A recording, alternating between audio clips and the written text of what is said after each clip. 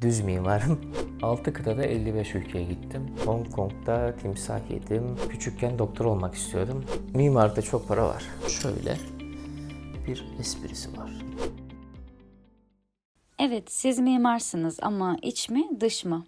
Ben mimarım. Piyasa tabiriyle birlikte düz mimarım. İç mi dış mı diye bize bir fark yok. Genel mimarlık eğitimi aldım. Tamamladım. Bundan sonrasında yüksek lisansımı enerji yapı tasarım üzerine gerçekleştirdim. Yüksek mimarım o anlamda. Ama biz mimarlık eğitimi içerisinde hem iç hem çevre hem tasarımın içerisinde teknoloji bir bütün olarak kullandığımız için hepsini içeren bir meslek grubundayız. Mimarlık bölümünü isteyerek mi seçtiniz? Mimar olmasaydınız ne olmak isterdiniz? Vallahi mimarlık bölümünü isteyerek seçmedim. Ben küçükken doktor olmak istiyordum ama sistem beni mimar yaptı. Nasıl olacak diyorsunuz? Ben 2001 yılında üniversite sınavına girdim. Bizim girdiğimiz zaman tek bir sınav vardı, ÖSS. O zaman da aldığım notlarda birkaç soru daha fazla yapsaydım doktorluğu kazanabiliyordum. Klasik söylenen cevaptır bu da. Fakat kazanamadığım için ve abim de inşaat mühendisi olduğu için ben mimarlığı tercih ettim. Aslında buradaki pay babamındır. Çünkü babam bana abin inşaat mühendisi, sen de mimar ol, birlikte iş yaparsınız dedi. Fakat ben mimarlığı yazarken mimar ne iş yapar bilmiyordum. Mimarlık eğitiminde üniversitenin önemi nedir? Öğrencilere önerileriniz nelerdir? Üniversiteden daha çok sizin hangi bölümü seçtiğinizden ziyade o bölüm ne kadar istediğinizle alakalı. Mesela mimarlıkla ilgili üniversitede bir bölüm seçtikten sonra hocalarınızın verdiği eğitimlerin yanında sizin kendiniz geliştireceğiniz programları öğrenmeniz lazım. Bir mimarın artık çok iyi İngilizce bilmesi gerekiyor. Bir mimarın çizim programlarını çok iyi bilmesi gerekiyor. Hangileri diyecek olursanız işte AutoCAD'i, Archicad'i, 3D Max'i, Vire'yi, Corona'yı, Lumion'u, bunun yanında SketchUp programını gibi pek çok programı iyi bir şekilde bilmeniz gerekiyor ki artık insanlar size geldiklerinde o görsel şöleni net bir şekilde sunabilsin. Aslında günümüzde mimarlık artık bir kağıt üzerine tasarımdan ziyade animasyonlarla birlikte insanların hayallerini son noktada ulaşacakları ürünleri sunduğumuz bir hayat oluyor. Üniversite önemlidir ama kendinizi geliştirmeniz daha önemlidir. Müşterilerinizi nereden buluyorsunuz? Valla meslekte 15. yılıma devam ettiriyorum. Bu süre içerisinde müşterimi ilk önce yakın çevrelerimden bulmuştum. Daha sonra yapmış olduğum işlerden kazandığım referanslarla birlikte benim iş yaptığım müşteriler diğer müşterilere beni refer etmeye başladı. Daha sonrasında yurt dışında çalışmalar gerçekleştirdik. Bu yaptığımız çalışmalarda hem internet üzerinden hem maillerle hem de birebir görüşmelerle, ziyaretlerle birlikte müşterilerin ayaklarına gittik. Zaten şöyle bir gerçek var. Yaptığınız iş ne olursa olsun dünyanın en iyi tasarımcısı olun. Dünyanın en iyi yaratıcı insanı olun. Fakat bunu insanlar bilmiyorsa yaptığınızın hiçbir karşılığı yoktur. Şöyle söyleyeyim ben size. Bir sevgiliniz var ve sevgilinizle kavga ettiniz. Kavga ettikten sonra ona akşam bir gül aldınız. Ve eve gittiğiniz zaman o gülü böyle yırtık bir kutunun içerisinde al bunu sana verdim demekle o gülü çok güzel bir ambalajın içerisine koyup hayatım özür dilerim senden yaptığım bugün hatadan dolayı lütfen beni affet deyip o gülü verdiğiniz arasında dağlar kadar fark vardır. Buradaki önemli olan nokta da şu. Mal aynı mal ama sunum şekli çok önemli. Biz de yapmış olduğumuz işlerde hem o ürettiğimiz ürünü çok güzel üretiyoruz hem de bunu çok güzel ambalajını koyarak insanlara sunuyoruz ki hem onların istemiş olduklarını onlara sunabilelim hem de yapmış olduğumuz işin hakkını verebilelim diye. Yani bizim müşterilerimiz kısaca referansla geliyor. Mimar ile diğer mühendisliklerin farkları ve ortak yönleri nelerdir? Kesinlikle çok fazla. Mimarlık aslında bir orkestra şefi diyebilirsiniz. Diğer mühendislik grupları ise bunun altında, daha doğrusu bunun yanında çalışan gruplar olarak nitelendirilebilir. Çünkü mimarlık eğitiminde siz bir projeyi kağıt üzerine alıp hayalinizle, müşterinin istekleriyle birlikte gerçekleştiriyorsunuz. Ama diğer meslek gruplarında mesela inşaat mühendisi bu binanın statiğini yani ayakta durması için gerekli olan beton demir hesaplarını yapar. Makine mühendisi tesisatın ısıtma soğutma sistemlerine makine ile birlikte asansör projesini hazırlar. Elektrik mühendisi binanın tüm trafo sistemleri elektrik altyapılarının planlamasını yapar.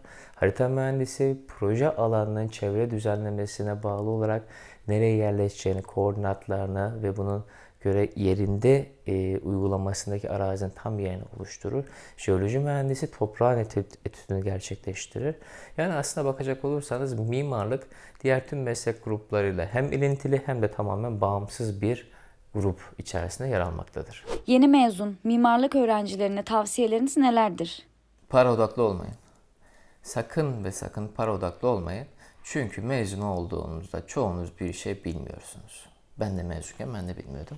Hatta şöyle bir kısa anımı anlatayım. Ben 2005 yılında mezun olduktan sonra ofisimi açtım. Ofisimi açtığım zaman bir abim geldi bana dedi ki Emrah'cığım dedi sana ben bir proje vereyim yap ilk projen olsun. Peki abi dedim. Bana bir imar durumu diye bir kağıt getirdi. Üzerinde imar durumu yazıyordu. Bir şey diyemedim. Ondan sonra bir staj yaptığım bir mimarlık ofisi vardı. Aradım abim dedim ki abi dedim bana bir imar durumu geldi ne yapmam lazım? Dedi ki müşterini ara tapusunu çapını kadastrodan gerekli evrakları alsın sana göndersin ondan sonrasında da gereğini yaparız. Aradım müşteri. Müşteri dedi ki bana Emrah'cığım dedi kadastroya ben gidemem sen git de al oradan çap. Ben gittim kadastroya elinde imar durumuyla. Dedim ki ben çap alacaktım. Adam bana birkaç soru sordu. Sorulara cevap veremedim. Kağıdı böyle attım masanın üstüne. Dedi ki ya oğlum git dedi buradan dedi, bir mimar gelsin dedi ben onunla konuşayım. Nedir bilmeyenler geliyor. Kendimi o kadar kötü hissettim ki sonuçta mimarım. Bir egom var. İster istemez bu işi yapıyorum demişim ama hiçbir şey bilmiyordum. O dakikadan sonra anladım ki mesleki olarak kendimizi geliştirmemiz için pek çok şey öğrenmemiz lazım. Ve bir şantiyeye girdim, bir hastane şantiyesine girdim. Orada da işi bir daha uygulamalı birlikte sıfırdan öğrenmeye başladım. Ve Allah'ın izniyle bugünlere kadar da geldik. Yani size tavsiyem birinci olarak kesinlikle para odaklı olmadan kendinizi geliştirebileceğiniz ofisler bulup çalışın. İkinci olarak çizim programlarına çok iyi hakim olun. Üçüncü olarak egonuzu bir kenara bırakın. Çünkü çalışan insanlar da mimar ve mimarların çoğu egolu olur. Türkiye'de mi mimarlık yapmalı yoksa yurt dışında mı? Eğitim aldığınız yere bağlı. Eğer Türkiye'de eğitim almışsanız öncelikle Türkiye'de mimarlık yapmalısınız.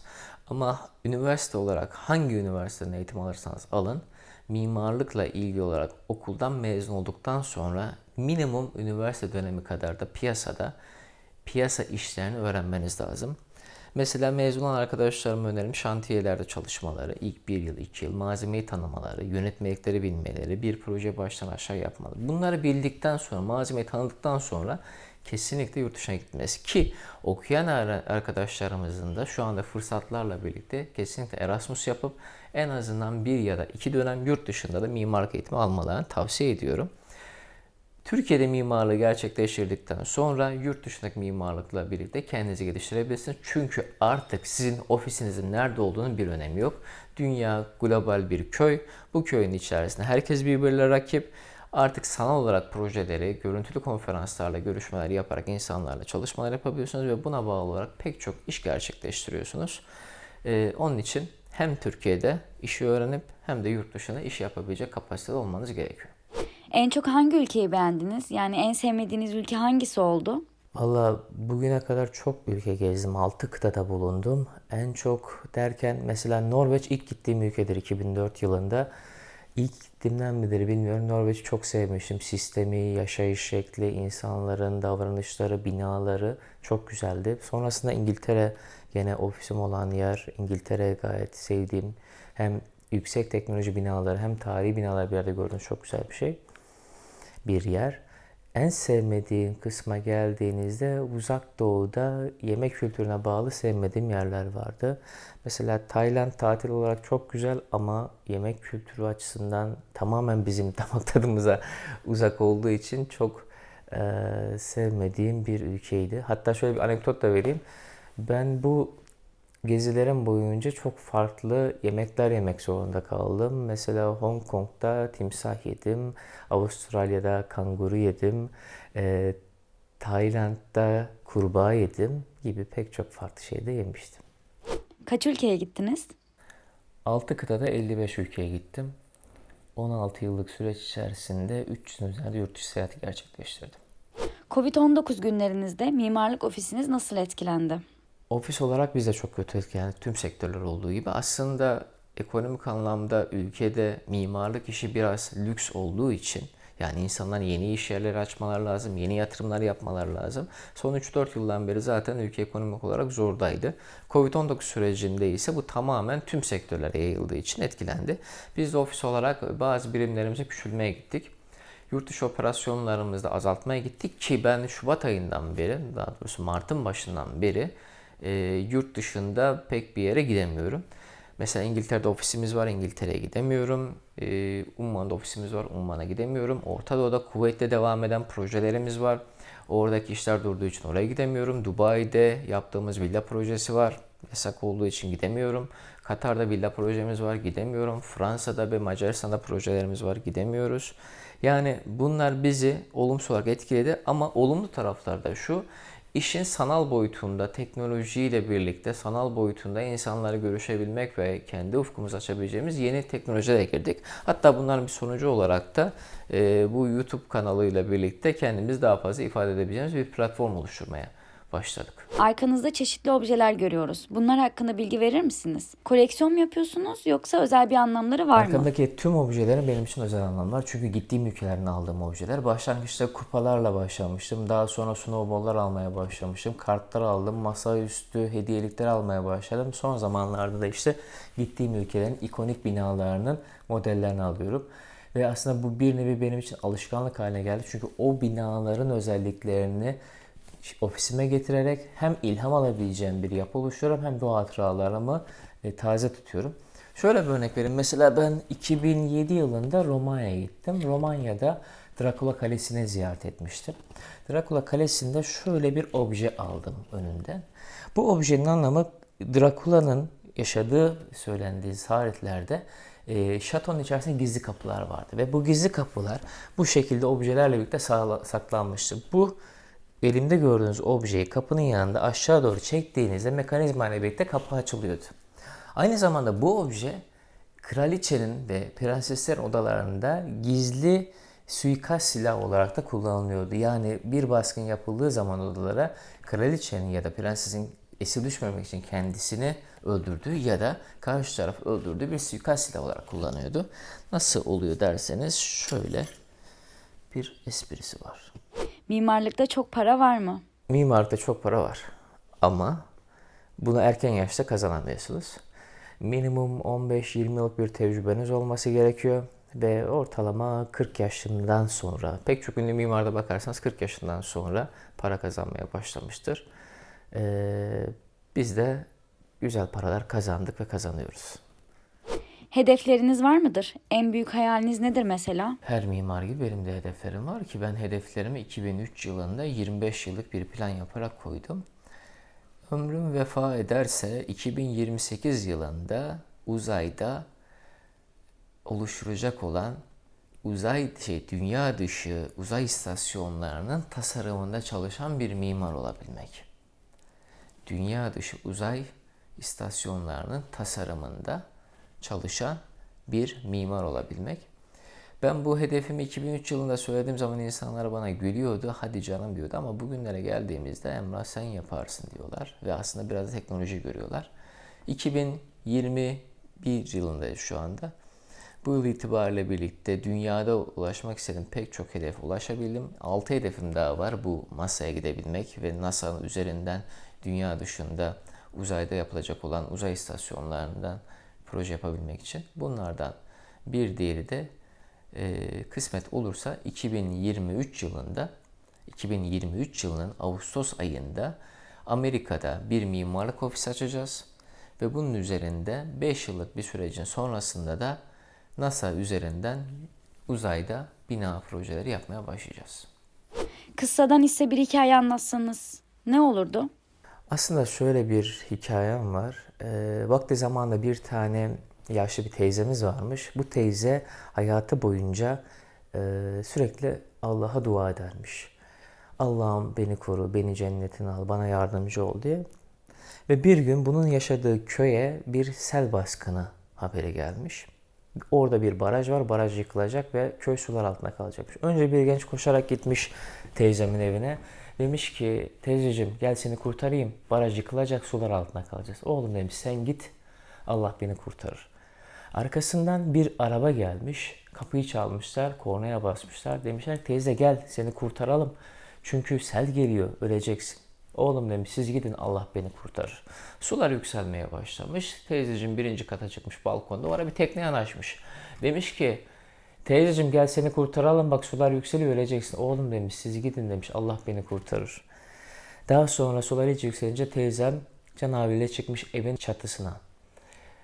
Evin çatısındayken bir helikopter yanaşmış, ipi uzatmış aşağı doğru, demiş ki teyzeciğim gel seni kurtarırım. Oğlum demiş siz gidin, Allah beni kurtarır.